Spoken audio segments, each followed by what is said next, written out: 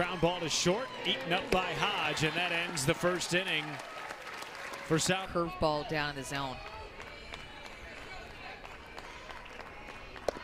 Down goes Detillier. Runner goes and is safe. That's Morris sliding under the tag of Hodge. 2 down. Goes right back to that rise ball, lowers it just a tad to be able to get Detillier to swing and miss through it. Strikeout and steal. Again, almost 200 stolen bases. He's playing their game early. Well, you have to take advantage of your opportunities to get on base against Heavner. Well, on a first pitch strike to Sidney Schneider.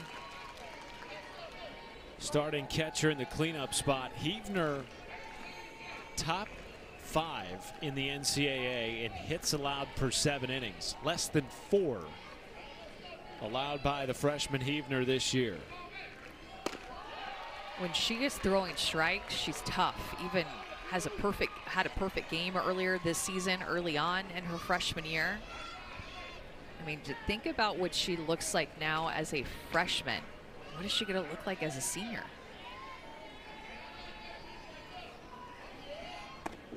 She had, as a freshman, the lowest opponent batting average in SEC play. League hitters managed a 163 average against Heavner during SEC games. And that's SEC hitters. The best of the best. Goodness. 9 national seeds coming out of the Southeastern Conference this year, including LSU. Hitters count to Schneider. First-year JUCO transfer.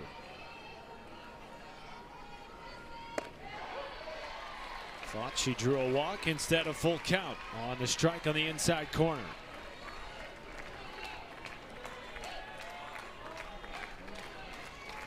One strikeout in her last 96 at-bats. Heavner looking for her 3rd of the inning. Instead, a ground ball to short, eaten up by Hodge, and that ends the first inning for Southeastern. LSU picks up the bats at home when we return.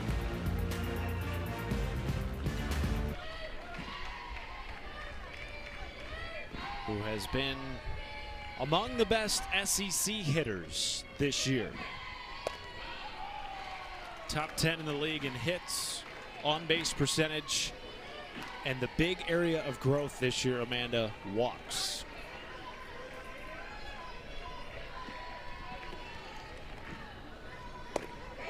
Coffey's 46 walks this year, 4th in LSU history.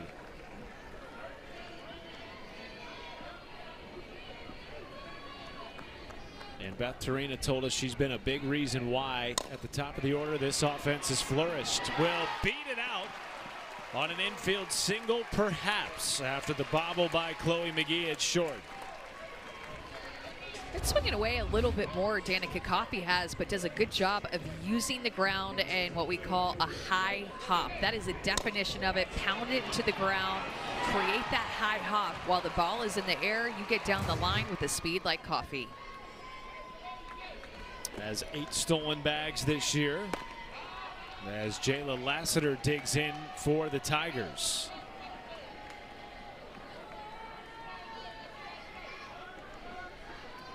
Lassiter enjoying a career year at the plate after spending the last 2 seasons at Ole Miss. Flare in the right field and caught on the edge of the infield grass by Shelby Morris, 1 away.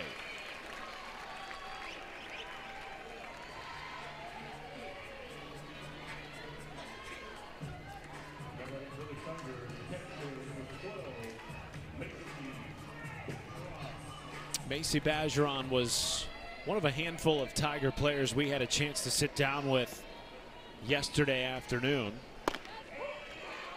And we asked her a number of questions about what it's like to play in this Bryce Neal offense. And she said it's freeing, Amanda, because of how much support there is around one another. If you can't get the job done at the plate, somebody else will behind you. Yeah, and overall, this LSU offense have flattened out their swings. a little bit more this year compared to years past, just playing more into the ballpark that this Baton Rouge Tiger Park presents.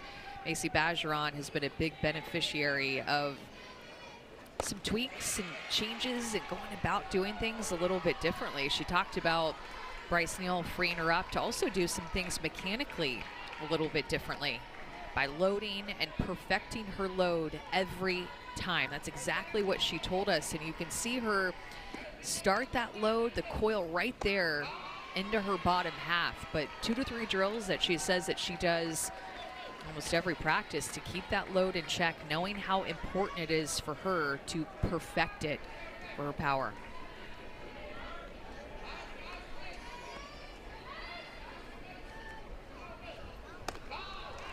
Bergeron draws a 1-out walk. So 2 on for arguably the hottest hitter in this LSU lineup for the majority of the season in Tori Edwards.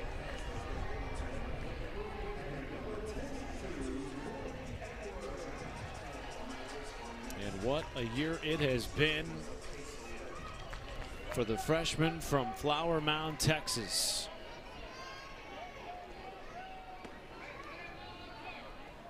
And not only is Tori Edwards strong and powerful, Beth Torina called her the most prepared hitter that we have in the lineup. I mean, a ridiculous exit velocity, but she goes up with a plan. Lines it into center field, right into the mid of Shanita Tucker. Runner will tag from second, and Coffey into third without a throw.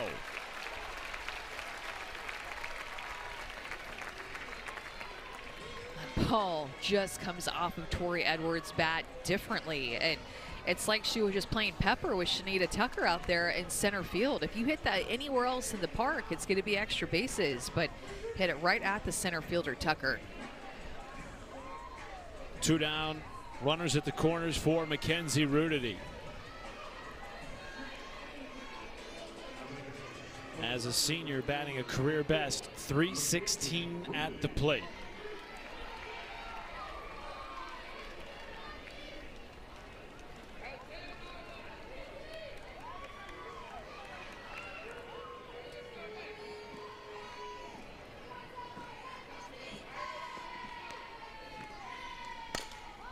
Swings at the first pitch, right to first base. Watson a tap of the bag, and LSU strands 2. This team is just different. They play a different game, and they love it. They're all about it. Coach Rick Freeman really prides himself on creating all these different types of systems within their offense, pitching, and defense.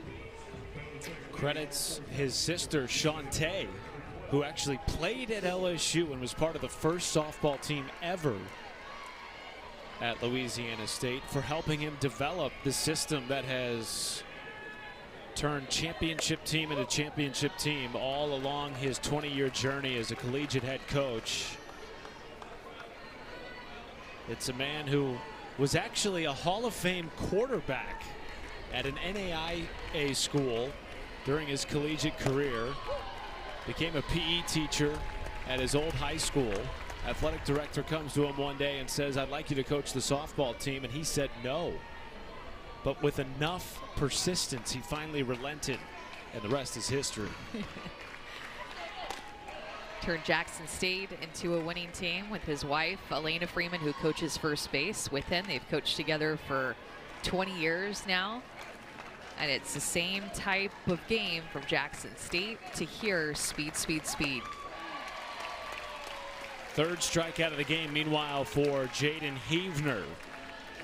1 down in the second. Heavner can throw this curveball backdoor, meaning they can start in the left-handed batter's box and then cross over the outside corner. She can throw that curveball on both sides of the plate. She has thrown 5 consecutive first pitch strikes. Maddie Watson to third. Coffey across the diamond, 2 down. And every time this Southeastern Louisiana team has played Power 4 schools this year, it's been close games, Matt. I mean, talked about the history between them and LSU with a couple of walk-off losses, what, 1-run, 2-run losses the past couple of years to LSU and being right in it. But exact same thing happened this year when they took on Florida State, Texas A&M. And as you mentioned, there are players on this roster who remember vividly the experience at the Tuscaloosa Regional a year ago, twice beating Clemson and once giving Alabama a run for its money.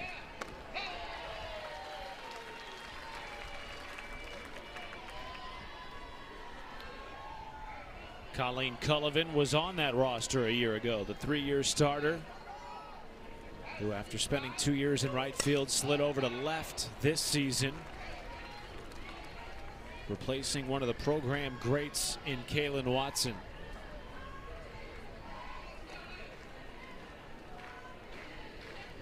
And that was something that LSU head coach Beth Torina told us she respects so much about Southeastern. The players may change, but the system does not. And no matter who is wearing the jersey, they just seem to play with the same tenacity and grit and competitiveness. She knows she's always got to have a handful with them. They're not intimidated by the big schools. They're just from about 45 minutes away, so they get a good crowd, a lot of people on their side from TAM in America. Again, they are a 10 seed despite having a top 10 RPI and a top 10 strength of schedule and another 40-win season. So you talk about being a little bit unlucky drawing Nyjah Kennedy last year. Some say they're a little bit unlucky to draw Jordy Ball this year in this regional. Well, and then the super is matched up with Tennessee and Carlin Pickens, who is the 2-time SEC Pitcher of the Year. So really, it's just a complete trifecta of the best pitchers in our game that LSU has been matched up with Kennedy last year, Jordy Ball, and Carlin Pickens. I mean, those three right there are at the top of everybody's list when we talk about the best pitchers in the game right now. That being said, Beth Torina and her offense have been up to the task this year against some of the best pitchers in the country. This is lined into left and down for a base hit off the bat of Sierra Daniel. And the leadoff hitter is aboard for the second consecutive inning for LSU. Sierra Daniel has been so clutch. Talk a lot about the pop of Bajaron and Tori Edwards, and rightfully so, and of course Danica Coffey. So many big names in this lineup, but Sierra Daniel, the second half of the season, even against those tough opponents that they played in SEC, has been the one that has stepped up both offensively and defensively and gone under the radar. Jaden Leno at the plate, corner infield drawn in. Runner goes, and a no throw from Schneider. Easy stolen base for Sierra Daniel. That Torina putting her speed in motion too. Even a little bit of a hesitation there by Daniel.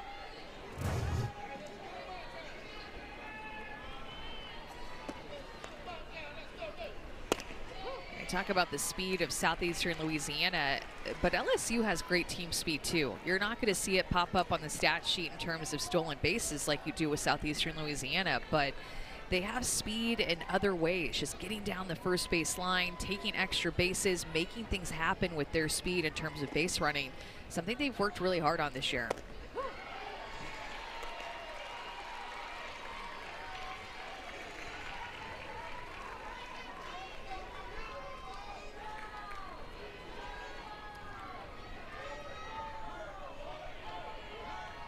One-two count to the sophomore Leno. Goes down looking. First strike out of the game for Macy LaRue. You could tell that Leno was not expecting this pitch at all. I mean, just didn't even think that it was going to be a pitch that she was going to see. Just fooled by the changeup. So great pitch calling by Southeastern Louisiana to drop that changeup in at the most perfect time, as Bryce Neal now talking to Jane Leno about maybe using the opposite side of the field toward the left side as he pointed that way. Maddox McKee at the plate with a runner in scoring position. LSU now 0 for 3 in the game with RISP.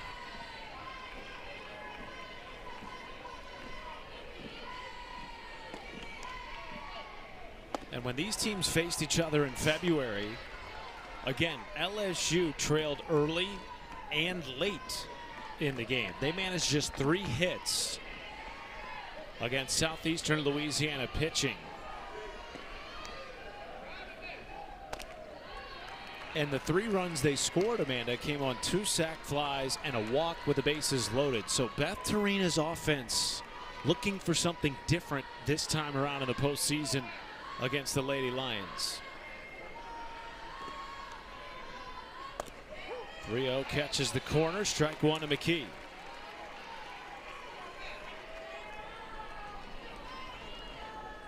But as we talked about, LSU feels like they have swung the bat well against some of the best pitching in the country this year. Think about scoring runs on Tegan Cavan in a highly competitive series with Texas, scoring on Sam Landry in the SEC tournament, beating Emily Lemley of Virginia Tech. That's an excuse me swing off the nub and no play at either base. That will sneak into center field. Daniel will hold at third on the throw in from Shanita Tucker. Bases loaded on the base hit by Avery Hodge.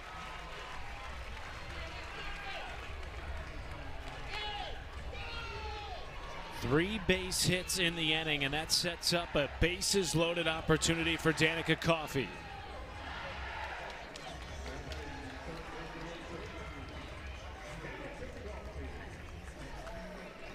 And now time called as Rick Freeman comes out of the dugout for Southeastern Louisiana. Danica Coffey, of course, was injured last year. She tore her ACL. And she told me that Coffey this year 4 for 12, 17 runs batted in, and a homer with the bases loaded. Tigers have produced with the bases juiced this season. And Danica Coffey is more comfortable swinging away this year than ever before, because she actually couldn't slap until November due to just the torque on your knee and moving through the box. She just had to swing away, and it made her get really comfortable with swinging away.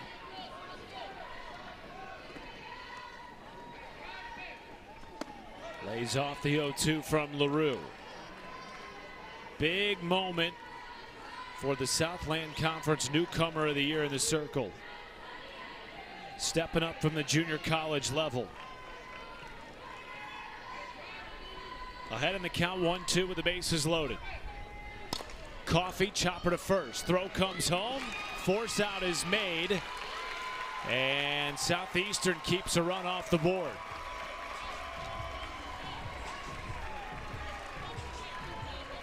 It's a big out to get that second out with Danica Coffey up in soft contact like that. Made a nice, easy, neat play for Maddie Watson to throw it to Schneider.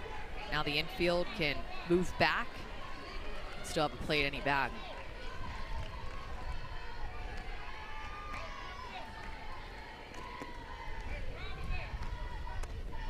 Strike 1 to Jayla Lassiter.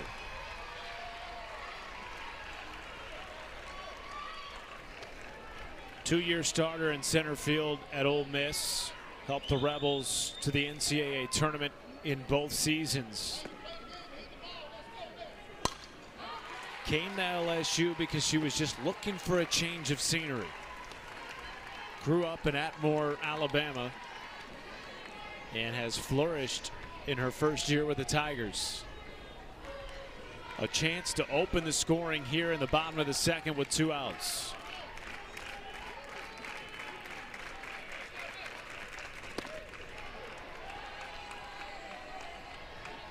So many of these transfers have played against their new teams, and it's almost like a tryout without even knowing it, because coaches get a first-hand look at how you play, and a lot of times the coaches grab these players who they hated playing against, and that was Jayla Lassiter when Beth Torina saw her in the portal.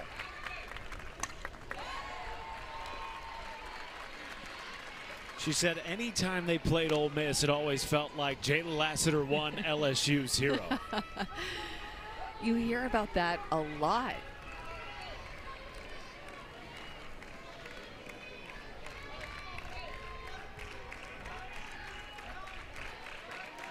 The 1-2 from LaRue.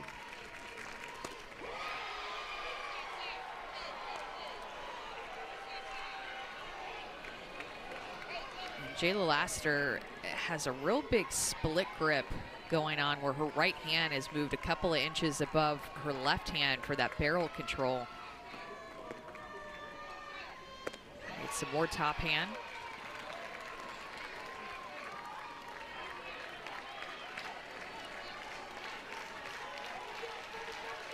Bases loaded, full count.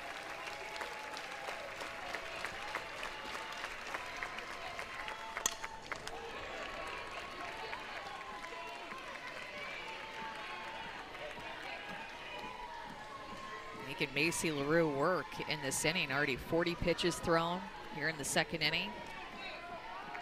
Well, we asked Beth Torina about Jayla Lassiter. She said she has both a big heart and an uber competitiveness. Nobody fights at the plate on this roster like Lassiter. Delivers a fly ball to left field. Headed towards the wall, and it's a ground roll double to open the scoring in Baton Rouge. What a totally different start to this game than the last time these teams met in February.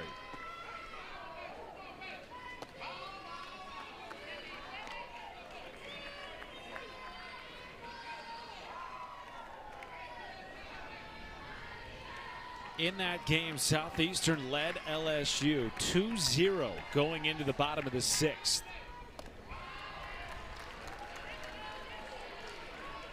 And I think that Lassiter hit would have traveled more, but we're still dealing with this strong wind. Bryce Neal told us that anything that is to the right of that light pole out in left center just has a tendency to hit that wind tunnel and die down. Anything to the left of that light pole in left center field has a tendency to hit the wind tunnel and jet stream out of here. Like we saw in the first game of the day between Nebraska and UConn. 3 home runs combined in that game as Bergeron draws a 4-pitch walk. And the bases are loaded again, this time for Tori Edwards. 4 grand slams this year for a young lady that has tied the single season program record for home runs with 18 in an all-conference freshman year.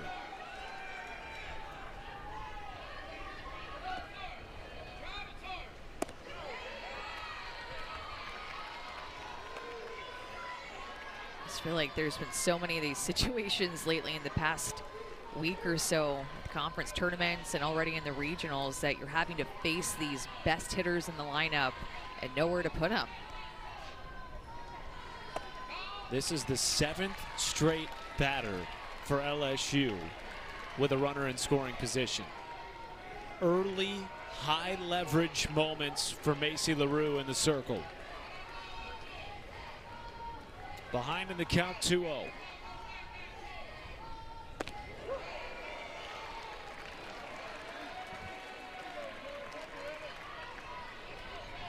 For some, this might not be a very long drought.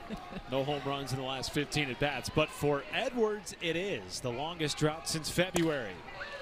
Flare into center, and that's who is among the most dangerous unseeded teams, in the words of my partner, Amanda Scarborough. Your thoughts? Who's it going to be? I'm putting you on the hot seat here. You know,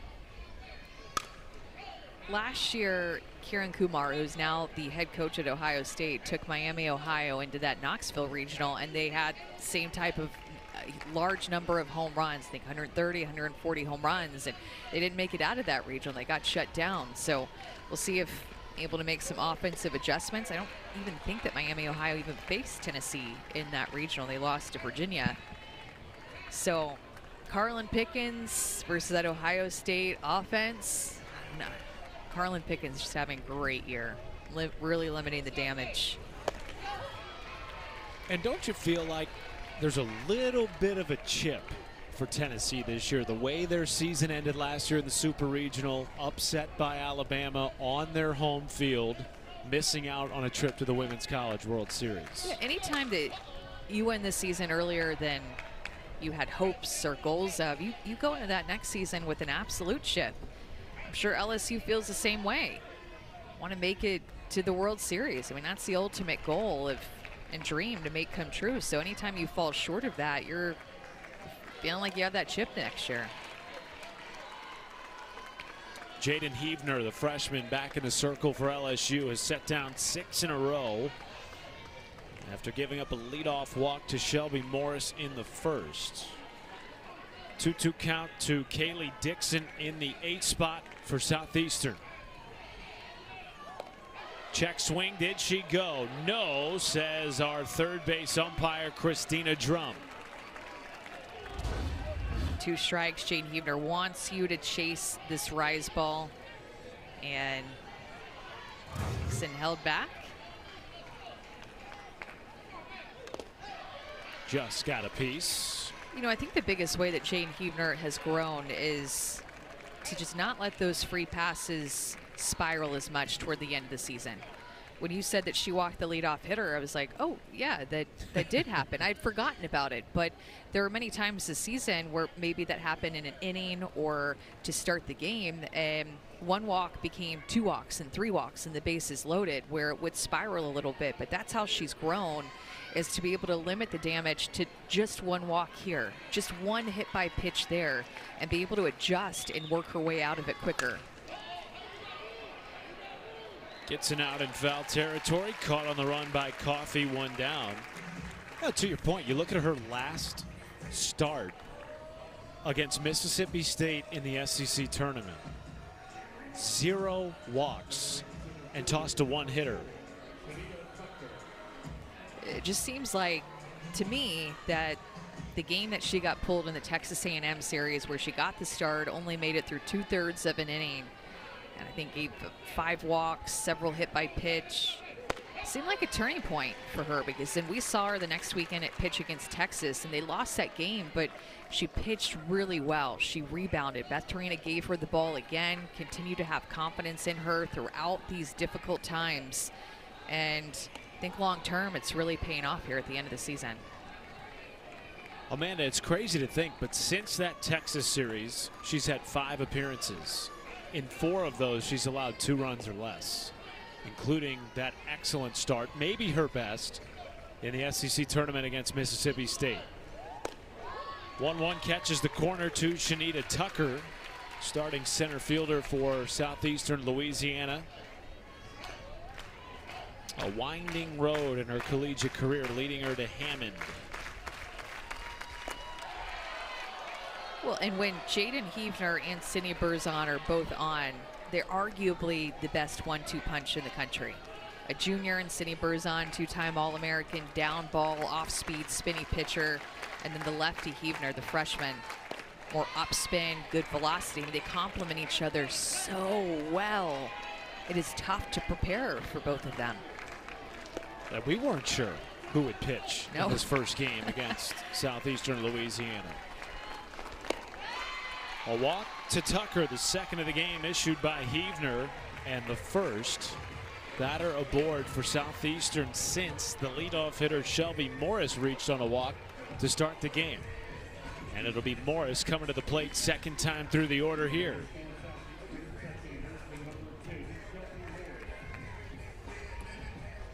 Tucker can fly. 25 stolen bases, 3rd in the Southland Conference this year. She fakes the steal there on a strike take by Shelby Morris.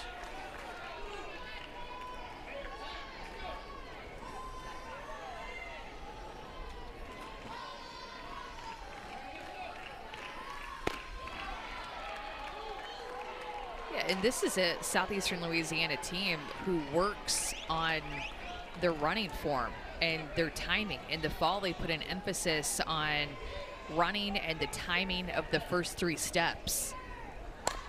Bunt drop down in from third. Coffey bobbles the ball, and both runners are safe.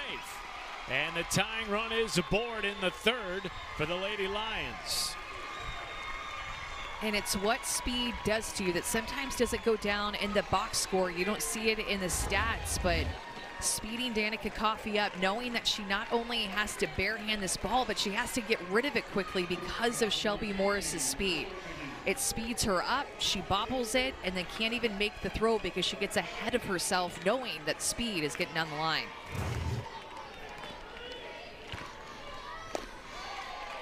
Chloe McGee struck out in her first at bat against Huebner in the first. But this is a young lady who has been on a tear. MVP of the Southland tournament. Drops down a bunt to Huebner. Spinning throw to first. Both runners advance on the sack by McGee. That's a confident looking throw from Jaden Huebner. As a left-handed pitcher, a bunt is always going to be a turnaround throw, a blind throw, but a confident throw by Jaden Huebner to get the speed of McGee. Beth Torina calls time. Wants to chat this through.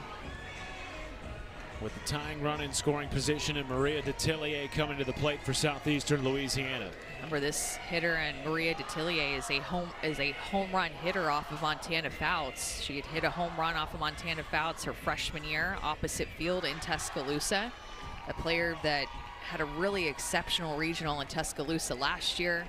Came up in a lot of big moments, and with first base open, likely Beth Torina's they're talking about how they're maybe going to pitch around her and want to face the lefty on deck in Sydney Schneider. If they pitch to Detillier, she leads this team this year with 25 extra base hits. With the speed on the base paths, a double likely clears the bases and ties the game at 2.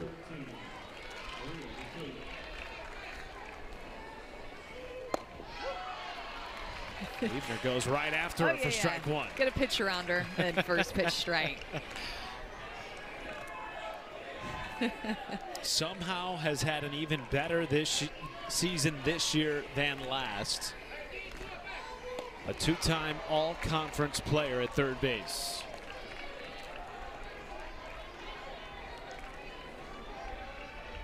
And like so many on this roster from the state of Louisiana.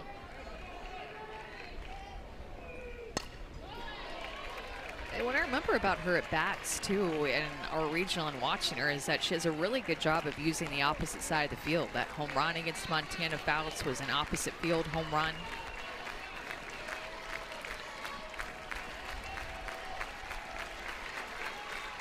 Down on the count 1-2, 2 on, 2 out. Remember, with 2 strikes, hitters are hitting under 100 off of Jaden Huebner. It's exactly where she wants them. More of a strikeout pitcher. She wants you to chase with 2 strikes. Likely to go right back to her rise ball with 2 strikes here. Fly ball to shallow left center field. And coming in to end the inning, Jaden Leno. Southeast. If that set the tone for the rest of the weekend, just better buckle up for the rest of today, tomorrow, and Sunday. I feel like everybody on our air this year has been talking about the parity in the game being as good, if not better, than it's ever been. Day 1 of this tournament is proving that. And we still have a ways to go. You know, West Coast regionals will be firing off now, and as it gets dark here in the middle of the country. Arizona and UCLA have some tough regionals too. And then Oregon, of course, the other West Coast, snuck in as a 16 seed. A lot of people didn't think that Oregon was going to grab that a top 16 seed. They thought that they would be one of the odd men out. They, of course, are matched up with the Texas A&M regional. But this is just how important it is to win your opening game. So for all those teams that we showed you on the thrilling openers graphic, 96% of teams to reach a super won their opening game. Hard hit ball sneaks through under the legs of Watson at first, and Rudity is aboard. And Rudity had rolled over a ground ball to third base, a soft hit ground ball. And this one, she barrels up kind of around this pitch over the heart of the plate. And Maddie Watson, who has played just about every infield position for the Southeastern team, is now at first base. Try to backhand that up the middle of her body. LSU has led off each of the first 3 innings now with a base hit. Daniel, a bunt. LaRue quickly gets it to first just in time as Rudity advances to second.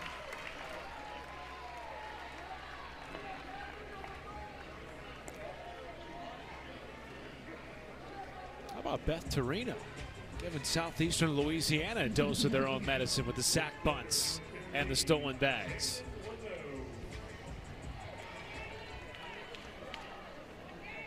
Second time up for Jaden Leno.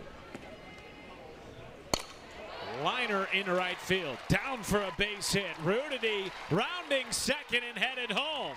Leno is in safely at second base, and it is 3-0 Tigers. These left-handed hitters just really using the right side of the field, being able to turn on these pitches. They're elevated, looking like they're supposed to be on the outside corner, but they're just bleeding back over the heart of the plate. Rudity and Leno taking advantage of pitches that are crushable, hittable pitches. Hitting the ball hard on the right side. Rare miscue in the field for Southeastern Louisiana. It's a base hit and then an error on Kaylee Dixon, allowing Rudity to score. Now Rick Freeman's out of the dugout. He's chatting with Laura King, our home plate umpire, and we are going to have a pitching change.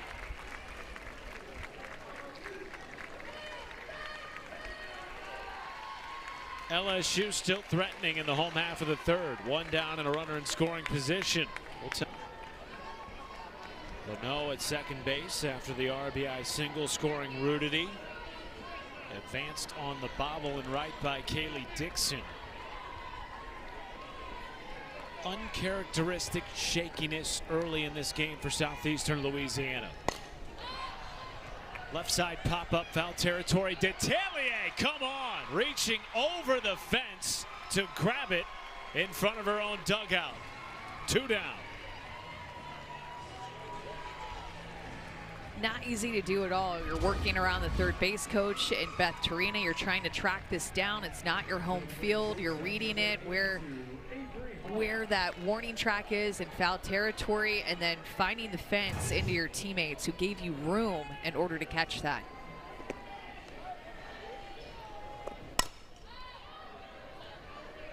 She is a treat to watch. Maria Detillier. She's a player.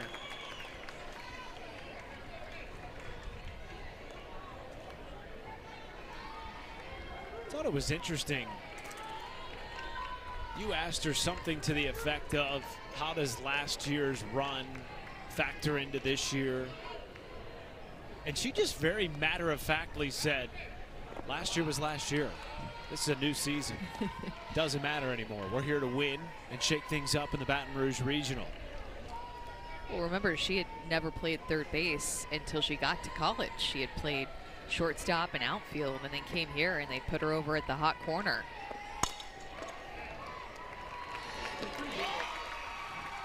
Another run in the third for LSU. They lead by 3 after 3. The ball, but I don't think that it was purposeful.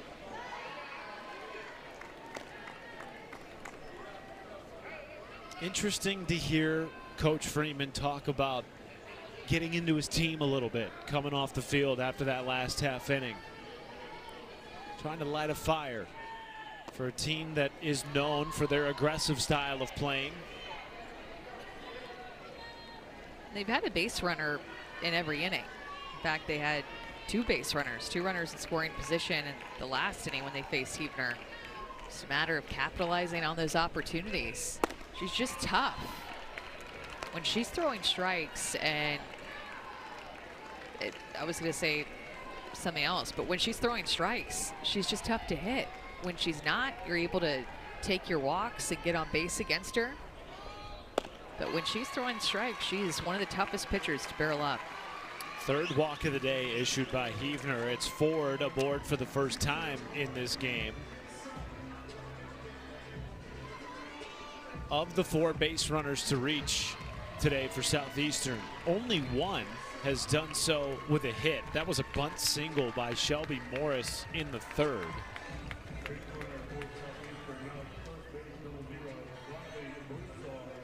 And now Briley Broussard will come into pinch run for Ford over at first. And she is a base stealer. More stolen bases this year for Broussard than at bats.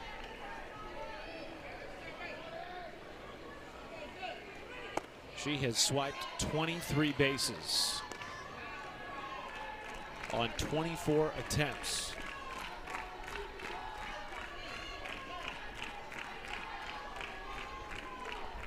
Meanwhile, a 1-0 count to Watson.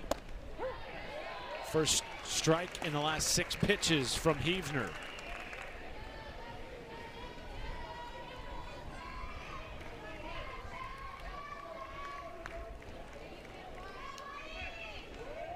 Watson into the gap in left center. Broussard rounding second base. She is waved around by Freeman, and Southeastern strikes in the 4th. This team always seems to find a way to respond when their coach challenges them. Coach Freeman just talked about how he got into them a little bit. Play our style of ball. Looking for that curveball that's a hittable pitch. It's not a rise ball. Maddie Watson sees that pitch down. It's a pitch that she can get her barrel to, and she does. Scoring that speed all the way from first base, and Southeastern Louisiana gets on the board. It is the Baton Rouge, Louisiana native, Maddie Watson, to put Southeastern on the board here in Baton Rouge. Now trailing by 2 in the top of the 4th with 1 out. And Colleen Cullivan coming to the plate.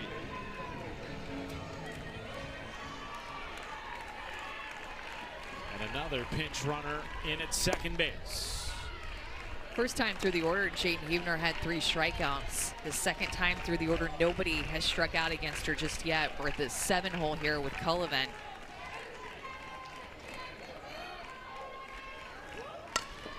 Bunt dropped down, bobbled by Coffey, no play, and Fontenot advances to 3rd. And the tying run is aboard, and Southeastern sneaks another bag. Cullivan with some heads-up base running. He challenged them to be aggressive. It's exactly what they're doing on the bases. LSU is feeling it. Danica Coffey is feeling it. 3rd base. This is the second bobbled bunt that she has had in this game, knowing that they have speed, knowing that she has to hurry, knowing that she has to be perfect to get this speed down the line. And then look at Cullivan taking second base, advancing an extra 60 feet. Every 60 feet in the postseason matters. So not only is this tying run on, but now in scoring position.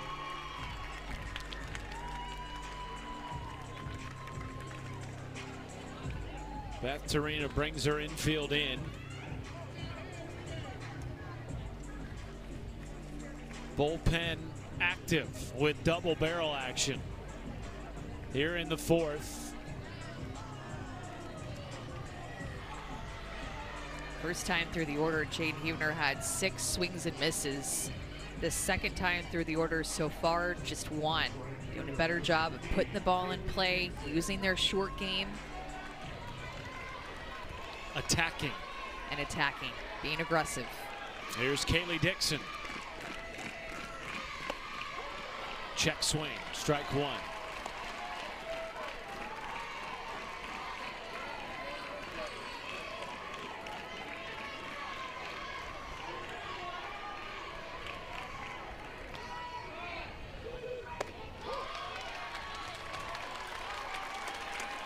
Dixon, one of a number of JUCO transfers on the roster this year for Rick Freeman. Made back-to-back appearances in the JUCO World Series.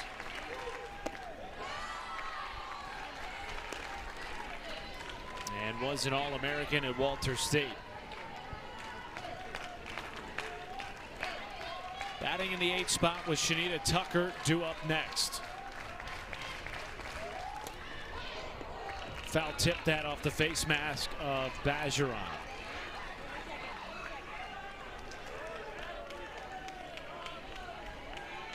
She's a catcher who's not afraid to wear it. She wears it a lot, especially as of late, but maybe it's just because I feel like I've called so many of their games. I'm noticing maybe this just happens to her all the time, but SEC tournament hit a couple of times. Told us she had a bruise on her thigh the size of a softball entering this tournament from that SEC tournament. Bouncing ball to Heavner, flips to first in time. Southeastern scores another, and it's a one-run game. Fontenot in from third, and Cullivan moves 60 feet away from home. The tying run at third with 2 outs. Perfect execution. Ground ball, soft ground ball to the right side of the field, less than 2 outs. Gonna almost always score a run. And now Shanita Tucker.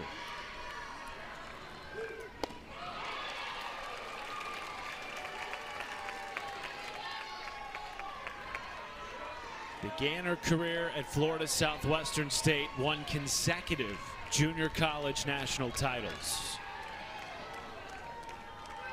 Transferred to Lamar, where she was the Southland Conference Newcomer of the Year a season ago.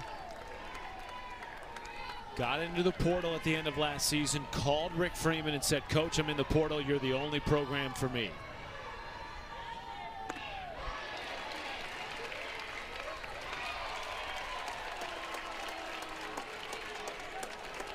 I don't know about that on the check swing when I saw it live. One of those ones I feel like could go either way. 1-2.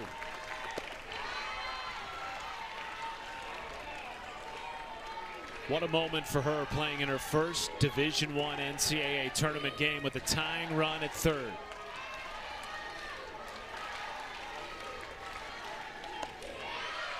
Full count.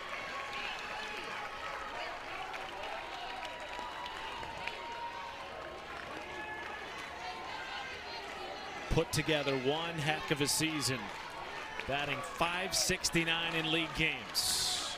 Payoff pitch is inside for ball 4.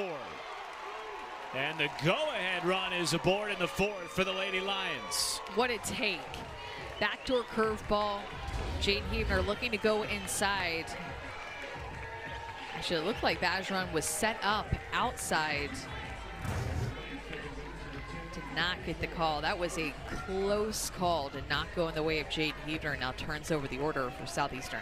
4th walk of the game issued by Heavner, and Shelby Morris back up for the 3rd time.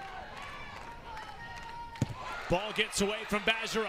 Runner coming home is safe at the plate. Cullivan ties it, and up to 3rd goes Tucker. Life for the Lady Lions in Baton Rouge.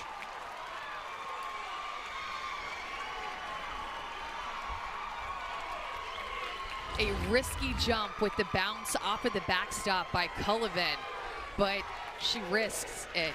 She is aggressive and attacks home plate the way that Southeastern has attacked this inning offensively, and Bergeron cannot get back in time, and then Tucker catching them sleeping a little bit with the backside runner, getting all the way to 3rd base with a late tag.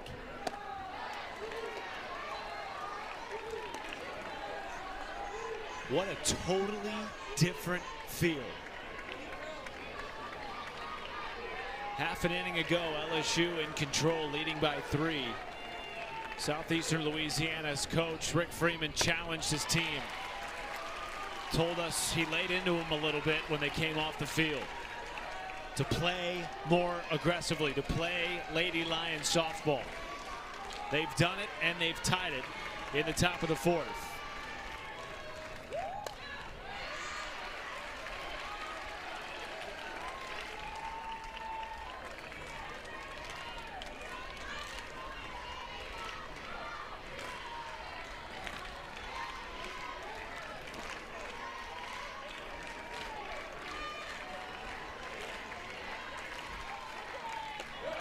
Coach Freeman talks about their style of play He talked about their attention to detail, always looking for something. It might be 3 innings from now. They're just not one-dimensional.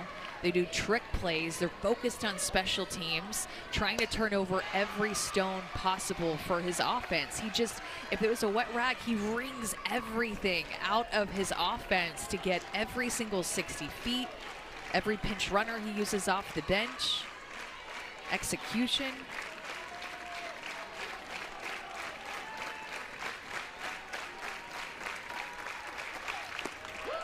Strikeout of Morris, but Southeastern ties the game with 3 runs in the top.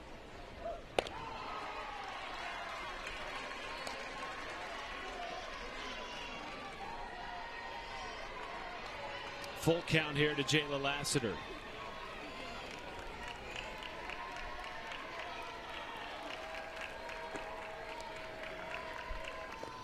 And she draws a 1-out walk.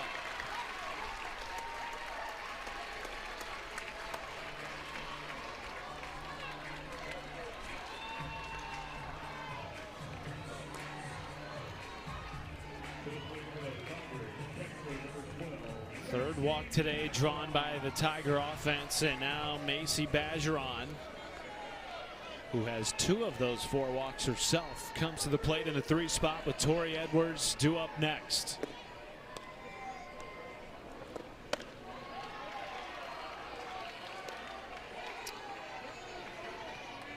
LSU in the midst of its 3rd consecutive 40-win season. This is a team, too, that knows how to win and has played in every type of game you can imagine in the SEC slate. Time called, and a visit in the circle here for Southeastern Louisiana.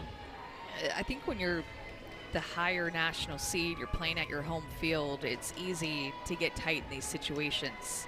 When somebody answers, you start the game out and get ahead 3-0, everything's all good, we're cruising, the crowd's in it, and then the other team answers back, and it's just so important not to panic. Not saying that they are, but just knowing what it feels like to be out on the field in these situations, of just knowing it's the postseason, you start to feel the pressure, and that team that is across from you is just not going away. When you were a national seed at Texas A&M, did you ever have an experience like that on your home field, unseeded team giving you a run? Yeah, so my junior year, we won on Friday, and then on Saturday we lost. Had to come through the winner's bracket on Saturday and Sunday. Ended up making it to the Women's College World Series, and it can happen real fast. I remember that loss. It was just like all of a sudden we were down and we couldn't get back, but then ended up winning on Saturday and winning on Sunday, and it's the longer route. It's the more stressful route when you lose. Stressful for everybody. You? Stressful? Oh, yeah. But, you know, it does make for some epic comebacks and some moments with your team that you'll never forget, because that's the regional that I remember the most, more than any other.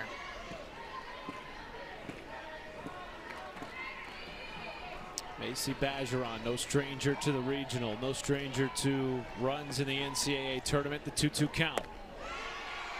Oh, good take there by Bergeron, and a full count now from Lainey Bailey.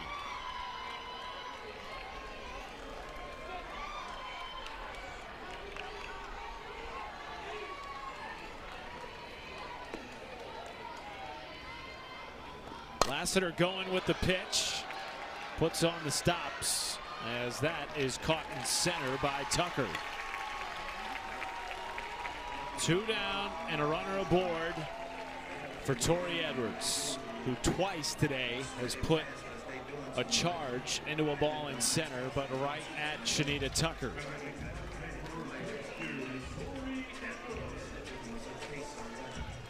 If there's a player in this game that can change the dynamic with one swing, it is the SEC Freshman of the Year, Edwards.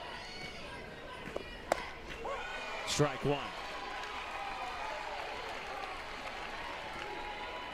Asked Tori Edwards what she felt like was the strength of her mechanics, the strength of her swing, and She said it's the fact that I can get my hands to any part of the zone.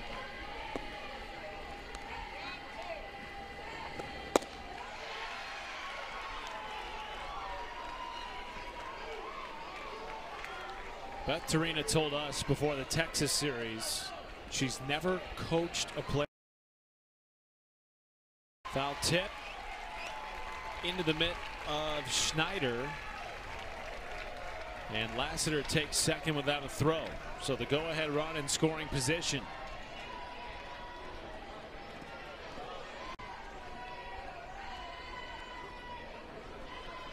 Now Rick Freeman's just coming out to get a further explanation here from Laura King. Beth Torina told us it's not just her physical attributes. Yes, she's fast. Yes, she has power. But as you alluded to earlier in the game, Amanda, the way she executes the plan at the plate. Chance to take the lead here in the fourth. Goes down on strikes. Lainey Bailey. Rick Freeman's mom, Susan, in attendance as well. Freeman parents get to coach with one another. Rick at third. And his wife Alana over at first base. It is a family affair for the Southeastern Louisiana Lady Lions. Not just factually, but also figuratively. You get the sense that there's a family atmosphere with the whole team, blood related or not.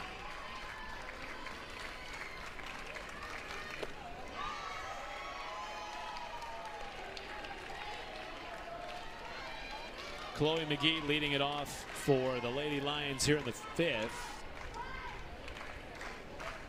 Third time through the order against Heavner. And that culture and that family atmosphere all starts in a team retreat that they take in the Gulf Shores. Get a condo, they tell their stories, and it's a way of team bonding. Beach time, some faith involvement. It's 3 days, and Coach Freeman talks about all the broken pieces being shared and open with one another. Where they came from, where they're where they are now. All about your story. Sharing it with your teammates, and just a great bonding trip that helps create this culture that he says he'll put up against anyone's.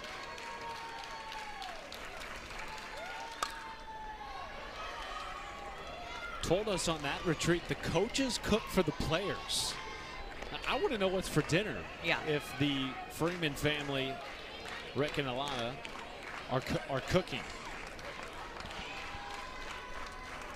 Maybe some Southern style cooking. I have a feeling it's going to move that way. 2-2 count here to Chloe McGee.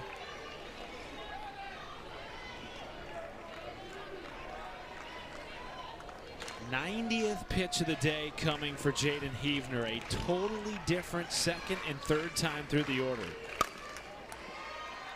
When you look at the first 2.5 innings, Amanda, she went through the first 9 hitters, allowing 2 walks and no hits. Since then, 3 walks and a double and 3 runs scored. 3-2 to McGee. The past couple of innings, Shane Heavner's velocity has been a little bit down. That last pitch registering at 63, pitch before, I think 65. Right up the middle, it'll sneak into center. And McGee is aboard to start the 5th. And I think with her velocity being down, like she started the game at 68, 69, 70 miles an hour she can throw at, but just sitting at 63, 65, not quite having the velocity behind her pitches that she started the game out on. And because of that, these hitters are having more time to make decisions. They're a little bit more on time with their barrels, like Chloe McGee just driving that slap right up the middle of the field. Go ahead run is aboard with nobody out. Here is Maria Detillier. Ball 1. There is activity in the LSU bullpen, as we've seen sporadically throughout the course of this game. At what point do you think Amanda McGee? Bang, bang play and an excellent tag by Hodge. 1 down in the 5th. And that's how you have your pitchers back. That's how you have to handle to make that throw up in the zone with the rise ball. You shut down their speed and that attack mentality. That is the first time McGee has been caught stealing in her last 25 attempts. Had swiped 24 in a row before that gunned down by Bergeron.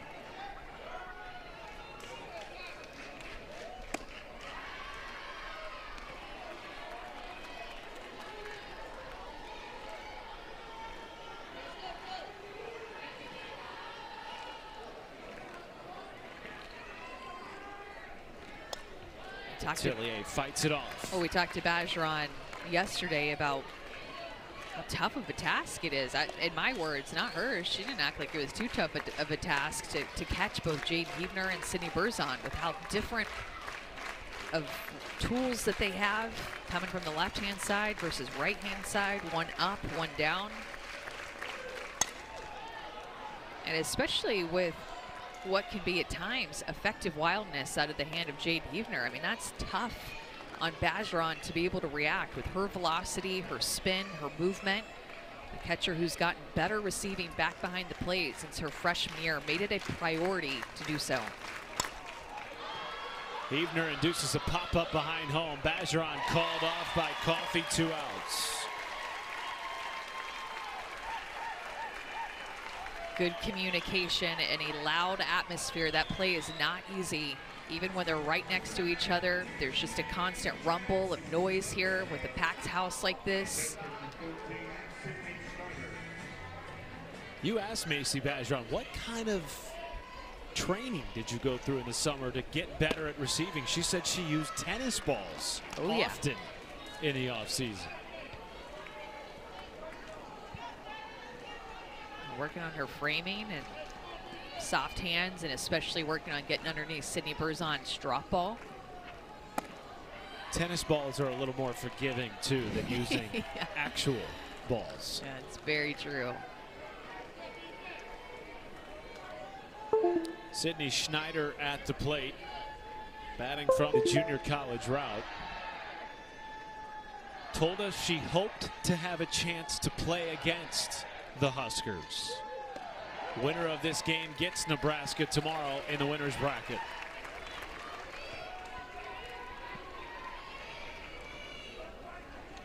In fact, when you asked her about being from Nebraska and seeing the Huskers in the regional, her eyes lit up.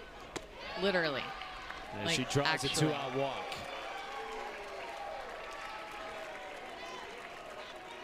Well, the Women's College World Series returns to Oklahoma City. Action begins Thursday, May 29th, 12 Eastern, live on ESPN. For more information on the 2025 Women's College World Series, go to NCAA.com, the official online home for all 90 NCAA championships.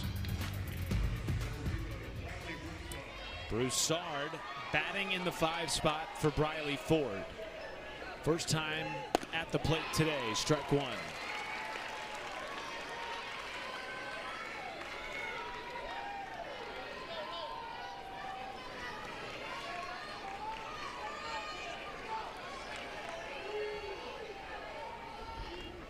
Ooh, and that caught Broussard. So 2 on and 2 out for Southeastern Louisiana here in the 5th. And the go-ahead run in scoring position. I wouldn't be surprised to see Beth Torina make a change right here. See if she ends up getting up. Bergeron's going to call a timeout, go out and talk to her, give Beth Torina a little more time to think about it. Walk, hit batter. And Beth Torina, whose team led 3-0 going into the 4th, now towing a very fine line with Jaden Huebner in the circle, and still activity in the bullpen. The best hit ball has been off the bat of Maddie Watson. Got a curveball, drove it to left center for an RBI. That was her last at bat against Huebner, a double into the gap and off the wall. Anything close like that would surely score Schneider from second base and put Sela in front. Instead, a fly ball won't get out of the infield. And calling off Daniel is Edwards. Heavner gets out of. How do you see this playing out over the next 2 innings? And what's it going to take to get into the winner's bracket for one of these two teams? Making no mistakes on defense, earning it. I think, too, just limiting the free passes and then limiting the defensive miscues.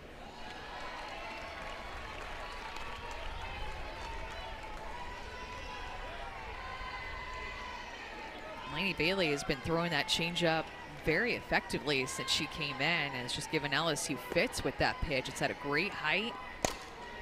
Rudity to first. Well played by Watson. One down.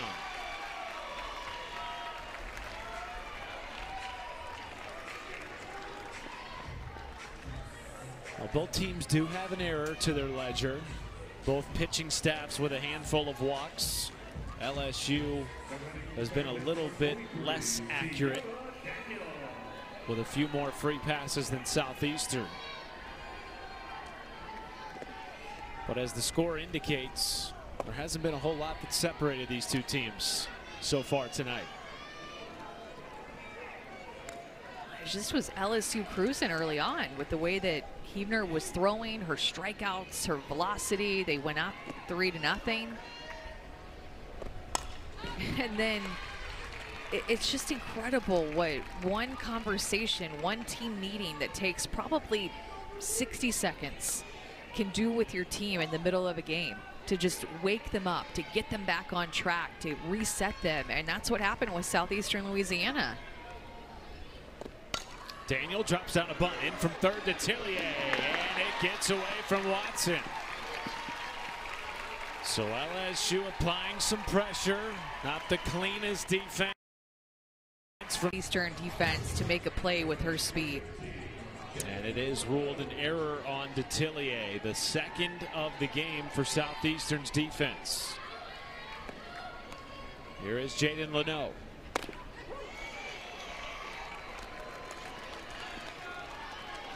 Jaden Leno is what Beth Trinick calls the poster child for everyone on the roster in the country who didn't get what they wanted last year.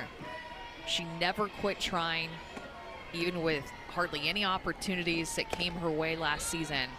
And now an everyday starter, making the most of her attitude, her effort, the great teammate that she is.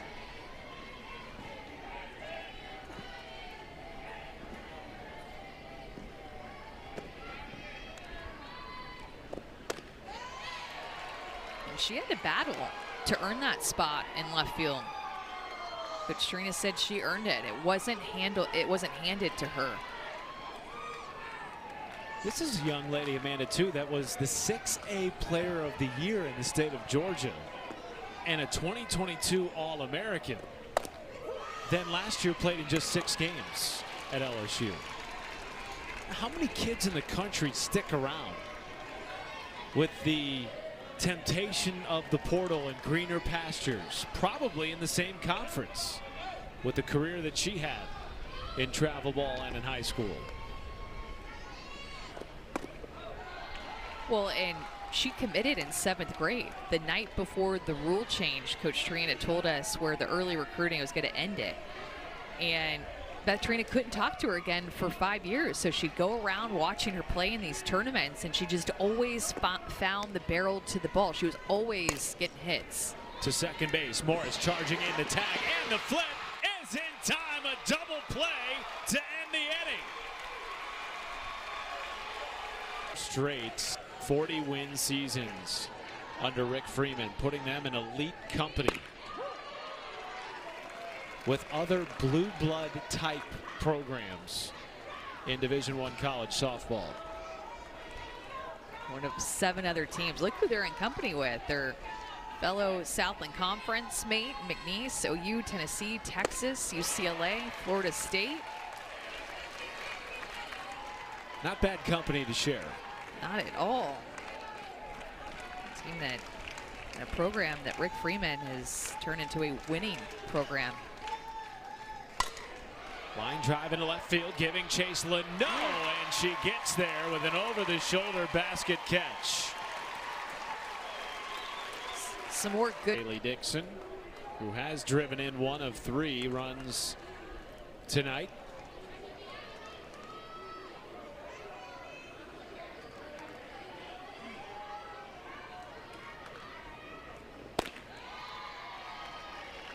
There is a whole system at play for Rick Freeman's Southeastern Louisiana softball program. Steps to graduate through if you're a player in his program. One of the things that I thought was interesting, Amanda, is he said this weekend everyone on our roster goes from soldier to warrior the minute they stepped off the bus and arrived in Baton Rouge.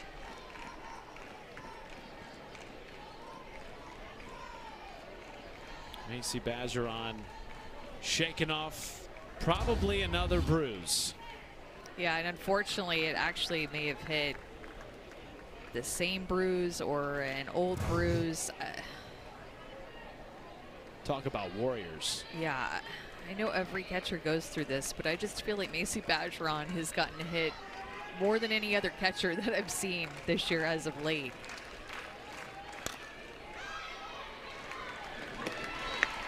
Two down in the 6th.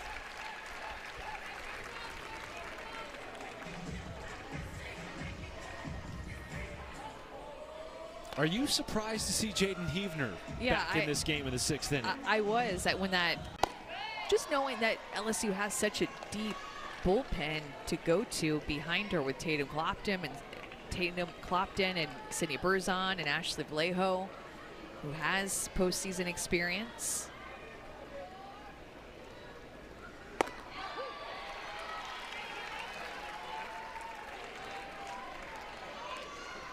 Well, earlier this year, Jaden Heavner did throw 162 pitches in a win against Southland Conference foe McNeese. So this is not totally out of the ordinary for her to be nearing 120 pitches. However, we did see her battle against the ropes over the last 2 innings. Beth Torina, though, sticking with her freshman, who was a top 10 finalist for Freshman of the Year. Gets under her glove at second, a quick play at first and in time. Sierra Daniels saving the day at second base. And a 1-2-3-6 for the Tiger defense. To earn that #1 seed for the SEC Championship game. Also got rained out between them and Oklahoma, so they're co-champs.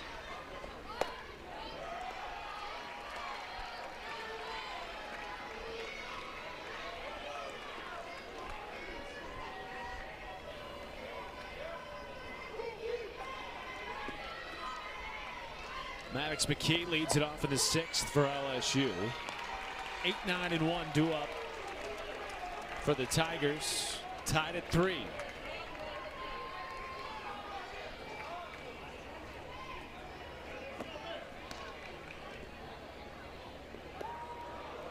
Oh, and that ball catches Schneider.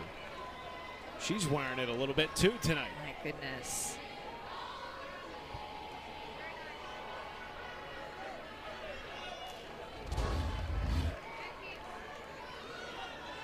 Ends up hitting her in her, maybe her fingertips and her shoulder.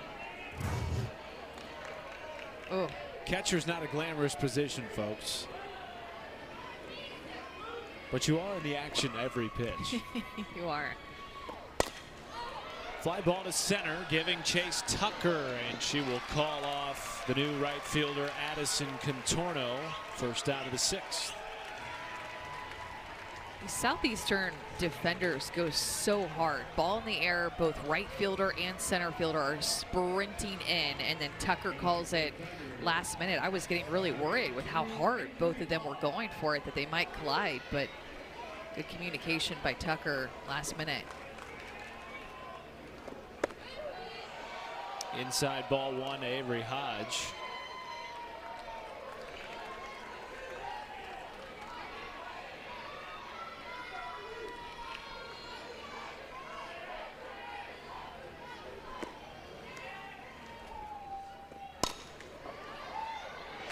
On 2 hops to second base, quickly 2 down after the put out by Shelby Morris.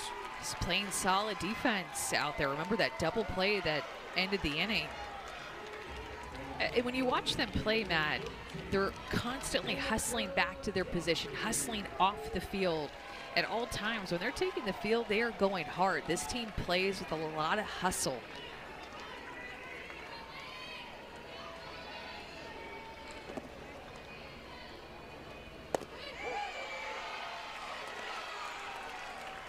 Second appearance for Danica Coffey against Lainey Bailey in this game. Her lone hit came against the starter Macy LaRue back in the first.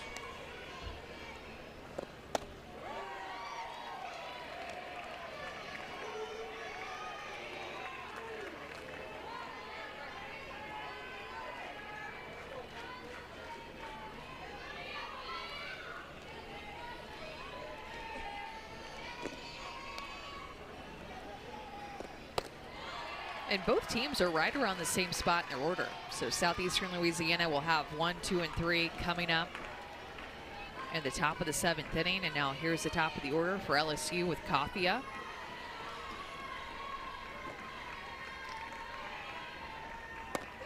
Two count. That changeup has been working. I don't feel like LSU has seen that out of her hand and picked it up one time up to this point. Lainey Bailey has been nails. 2 outs and the base is clear. And the 2-2 to fourth time through the lineup for the Lady Lions against the freshman Jaden Heavner, who has battled in the circle in her first start in the NCAA tournament. And what a moment for her. Starting her first game of the NCAA tournament and feeling this pressure in front of this big crowd. I mean, this is not easy to pitch in, but she's handled herself well despite going through a little bit of adversity at times. Not gotten hit real hard in this game. Has not had a strikeout since back in the 4th inning. 4 strikeouts on the day for her. What adjustments have you seen from Southeastern Louisiana hitting? Yeah, not chasing her rise ball as much. Punched in the left and caught on the run by Leno. Southeastern, it turns into an out.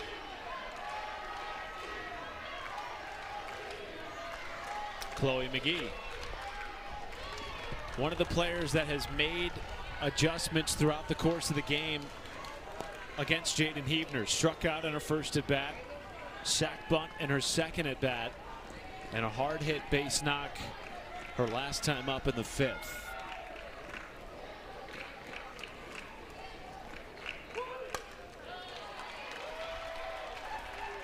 Southeastern Louisiana has never beaten a national seed in the NCAA tournament. Last year they beat Clemson twice in the Tuscaloosa Regional. This is just their 2nd trip in program history to the big dance. Corkscrew off the inside part of the bat, and Coffey makes quick work of it. 2 down. Before this at bat by Detillier now, Rick Freeman, while Chloe McGee was at bat, went up to Detillier on deck and gave her some words of wisdom, some advice, something, kind of walked her up to the plate too. Love to be a fly on the wall and know what he said.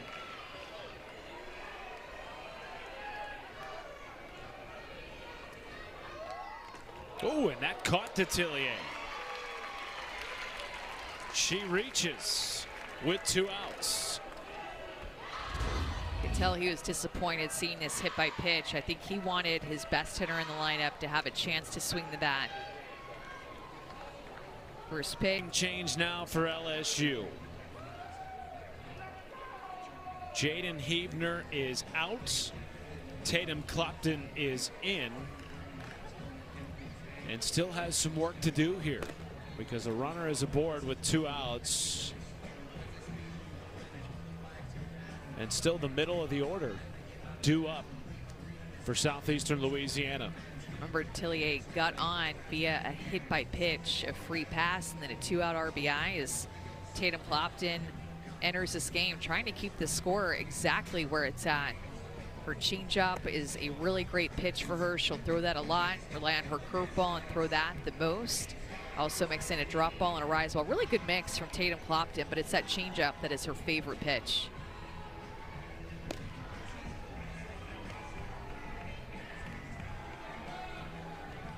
.96% of teams to reach a super regional won their opening round game. After winning the Southland Conference tournament, Rick Freeman was quoted as saying, "We're coming to the NCAA tournament to create chaos." They got a taste of the big dance last year, came within a couple of games of reaching a super.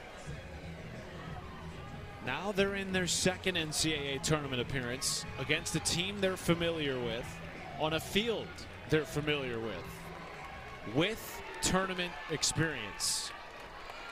And they have national seed LSU on the ropes in the 7th.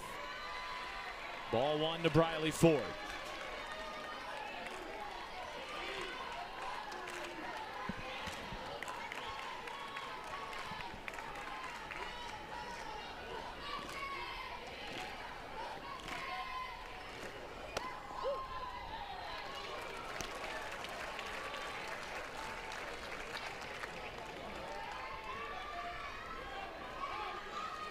LSU will have Lassiter, Bergeron, and Edwards due up in the bottom half.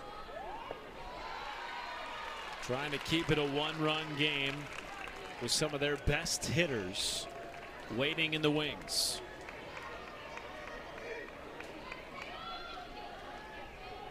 Winner gets Nebraska tomorrow. Loser takes on UConn in our first elimination game.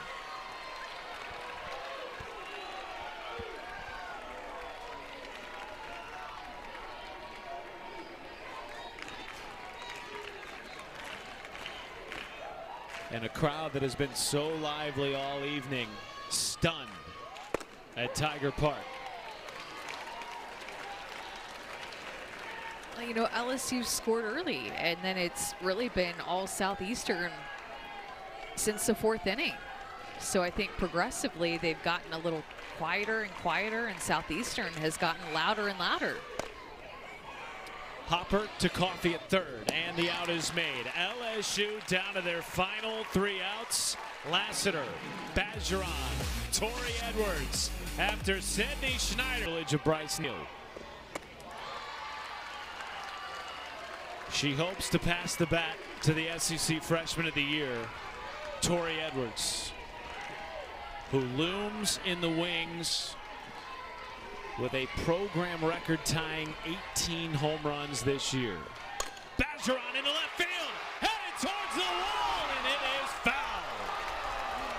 Narrowly missing a walk-off. Off of her bat, I thought that was it. And I actually thought it was going to hit the foul pole, but just curved to the other side of it. I don't actually know how you know if it's fair or foul. Like, to me, how do you actually know? I'm watching the umpire's arms. Well, yeah, but as an umpire, how do you call that? How do you know? How do you see that? Well, now trying to reset for the 1-2. Bergeron into right field. Contorno is there. And Lassiter stays put at first. One down in the 7th. And now coming to the plate, hitless in the game, Tori Edwards, who has just seemed to come up with timely hit after timely hit in her freshman season. A top 10 finalist for National Freshman of the Year.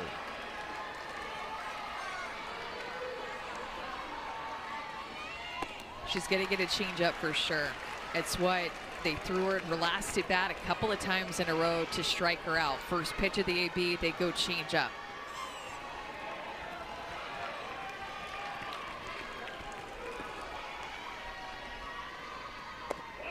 Two-0.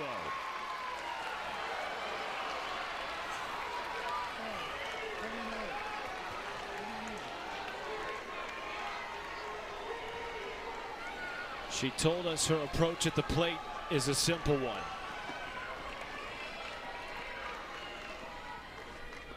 When she stands in as the runner goes unabated, and now the tying run in scoring position. Amanda, she told us when she stands in, the crowd goes quiet. She doesn't see the pitcher's face. She just zeroes in on the ball. And that is the respect that Southeastern Louisiana has with Tori Edwards. A walk on 4 pitches. And the game-winning run is aboard in the 7th.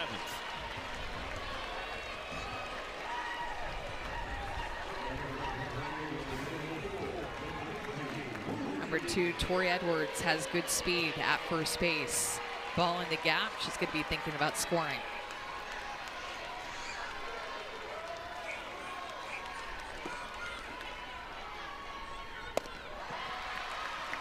Mackenzie Rudity batting a career best .316 entering the tournament. Closed out SEC play on a high note. Hit .364 against Arkansas with a grand slam in that series.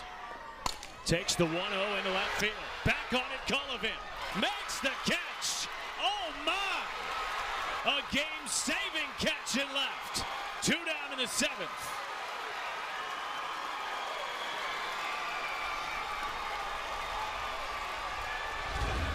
Great barrel to the ball by Rudity, but an even better read by Colleen Cullivan to go back on this ball in the left center field gap. Jayla Lassiter thought that she was going to score. She wasn't ready to tag up. She's still at second base on that.